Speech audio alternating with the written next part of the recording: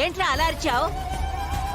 ఇదిగో ఇప్పుడు అమ్మ నాన్న కలిసిపోయి మళ్ళీ మునుపట్ల హ్యాపీగా ఉంటే చూడాలని లేదా? మళ్ళీ వాళ్ళిద్దరి మధ్యలో దూరం పెంచాలని ఉందా ఏంటి? ఏం మాట్లాడుతున్నావురా? మరేంటి ఇప్పుడు? ఏంట్రా అలా అంటున్నావు? వాళ్ళు దూరం అయితే నాకేం వస్తుందిరా బెదవా? మరి ఇప్పుడు అమ్మను నువ్వు తీసుకెళ్తే నాన్నకు అసలే మనశ్శాంతి ఉండదు. అది నీకు అర్థం అవుతుందా? ఏంట్రా నువ్వు అనేది? నిజం మాట్లాడుతున్నాను. ఇదిగో ఇప్పుడు అమ్మ ఎమ్మెల్యే కదా,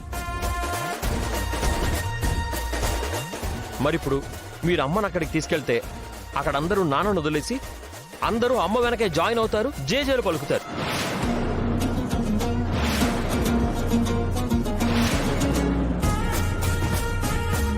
దాంతో నాన్నకి తన విగ్రహం ప్లేస్ లో 60 అడుగుల అమ్మ విగ్రహం కనిపిస్తుంది. అప్పుడు అమ్మ మీద ద్వేషం పెరుగుతుంది, దాంతో నాన్నకి బీపీ పెరుగుతుంది, ఆ తర్వాత ఆయన ఆరోగ్యం పాడవుతుంది, మనందరం బాధపడాల్సి వస్తుంది, నీకు మనశ్శాంతి లేకుండా పోతుంది. అర్థమవుతుందా? ఒరే బసవ, ఏంటమ్మా? వాడు చెప్పింది కూడా నిజమేరా.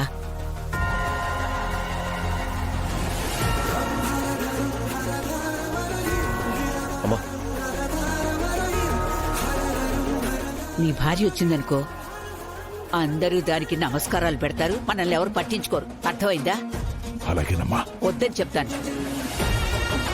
ఇదిగో చూడు, అత్తయ్య చెప్పండి. నువ్వెక్కడికి రావద్దులే, నేను నా కొడుకు వెళ్ళొస్తాం, నువ్వు ఇంట్లోకి వెళ్ళు.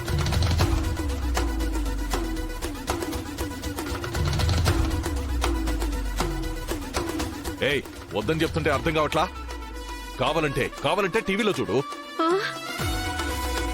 ఒరేయ్ సిద్ధు, మీ అమ్మని తీసుకెళ్ళరా. అమ్మా నువ్వు పదమ్మా, వాళ్ళని ప్రశాంతంగా వెళ్ళనివ్వు. రా. అయ్యో లేదు సిద్ధు. ఏమండి, నేను కూడా మీతో వస్తానండి. అక్కడ మీ వైభోగం, హంగు, ఆర్భాటం, గొప్పతనం నేను కూడా చూస్తానండి. ప్లీజ్ అండి.